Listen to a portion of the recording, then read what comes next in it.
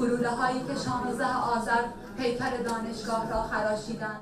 مراسم گرامیداشت روز دانشجوست.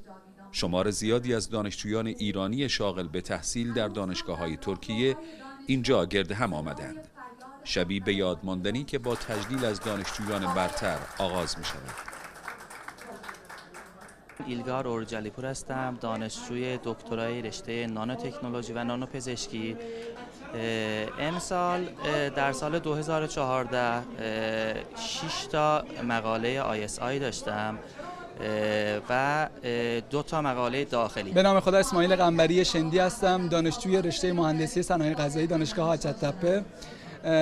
من دارای یک مقاله در مورد تشخیص تقلب گوشت‌های مختلف کاربردی در مواد غذایی به وسیله رامان اسپکتروسکوپی از طریق تشخیص روغن‌های مختلف اون هستش. در سالهای اخیر شمار دانشجویان ایرانی در دانشگاه‌های ترکیه رشد چشمگیری داشته و اعطای بورس تحصیلی به نخبگان سیر صعودی پیدا کرده است. نرم افزاری که ما درست کرده بودیم نرم افزار هوشمند استاد بودش. یه نرم افزار هوشمند بودش که سوالای ریاضی رو به صورت تشریحی حل می‌کرد. یه حدود 8 سال برای ما وقتمون گذاشتیم سر اون نرم افزار، اون رو تولید انبوه تونستیم برسونیم.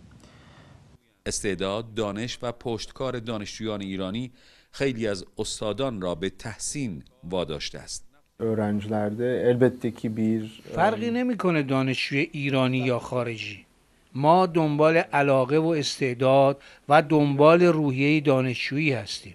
دانشجویان ایرانی به طور میانگین البته از سطح دانش بالاتری نسبت به دانشجویان خارجی دیگه و دانشجویان بومی برخوردارن و فعالیتشون هم بیشتره.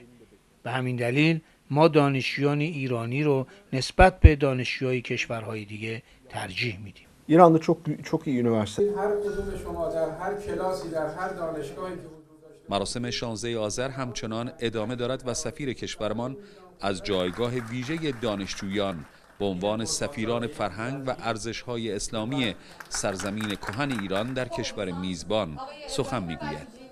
حسن میربها، شبکه خبر، آنکارا.